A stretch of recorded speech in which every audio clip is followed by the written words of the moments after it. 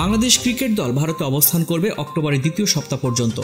টি-20 সিরিজের তৃতীয় ও সফরের শেষ ম্যাচ 12ই অক্টোবর। ততদিন পর্যন্ত ভারতে থাকার দরকার হচ্ছে না সাকিব আল হাসানের। কানপুর সিরিজের দ্বিতীয় টেস্ট শুরুর আগে আচমকা ঘোষণায় তিনি নিজেই সেই দরজা বন্ধ করে দিয়েছেন। সেদিন টেস্টের পাশাপাশি টি-20 থেকেও অবসরের ঘোষণা দিয়েছেন সাকিব।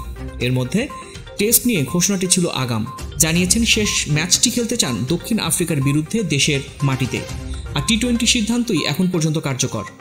জুনে হয়ে যাওয়া টি-20 বিশ্বকাপেই শেষ ম্যাচ খেলে ফেলেছেন তিনি, যার অর্থ 30 সেপ্টেম্বর বাংলাদেশ ভারত সিরিজের কানপুর টেস্ট শেষ হলেই সাকিবের ভারত সফর শেষ।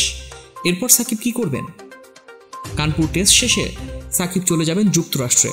আগস্টের মাঝামাঝি সেখান থেকেই পাকিস্তানের 2 টেস্ট সিরিজ খেলতে গিয়েছিলেন। এরপর যুক্তরাজ্যে কাউন্টি চ্যাম্পিয়নশিপে 1 ম্যাচ খেলে চলে আসেন ভারতে।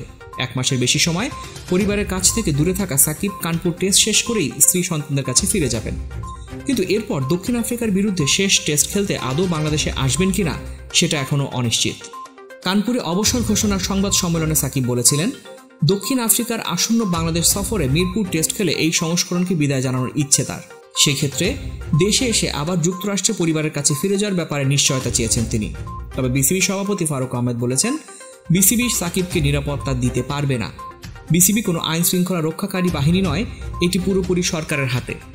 এই অবস্থায় বাংলাদেশ থেকে যুক্তরাষ্ট্রে যাওয়ার ব্যাপারে আশ্বস্ত না হলে সাকিব হয়তো বাংলাদেশে আসার ঝুঁকি নেবেন না। অবশ্য দক্ষিণ আফ্রিকাও অক্টোবরের 2 টেস্টের সিরিজ খেলতে বাংলাদেশে দল পাঠানোর বিষয়টি এখনও নিশ্চিত করেনি। 2 টেস্টের সিরিজ খেলতে তাদের বাংলাদেশে আসার কথা অক্টোবরে। 5 আগস্ট গণ অভ্যুত্থানে সরকার পতনের ঘটনার প্রেক্ষাপটে নাগরিকদের জন্য কোনো ভ্রমণ সতর্কতা না দিলেও বাংলাদেশ পরিস্থিতি পর্যবেক্ষণে রেখেছে দক্ষিণ আফ্রিকা। এরই মধ্যে তাদের একটি প্রতিনিধি দল 2 সম্ভাব্য ভেন্যু চট্টগ্রাম ও ঢাকা নিরাপত্তা পরিস্থিতি পর্যবেক্ষণ করে গেছে। তবে ক্রিকেট দক্ষিণ আফ্রিকা এখন পর্যন্ত চূড়ান্ত কিছু জানায়নি। শেষ পর্যন্ত যদি দক্ষিণ আফ্রিকা দল বাংলাদেশ সফরে না আসে অথবা সাকিবই দেশের নিরাপত্তা বিষয়ে আশ্বস্ত না হন, তবে কানপুর টেস্টও হয়ে যেতে পারে তার ক্যারিয়ারের শেষ টেস্ট ম্যাচটি অবশ্য পরপর 2 দিনের মতো বৃষ্টির বাগড়ায় পড়েছে। প্রথম দিনে খেলা হয়েছে 35 ওভার, দ্বিতীয় দিনের পুরোটাই গেছে বৃষ্টির পেটে।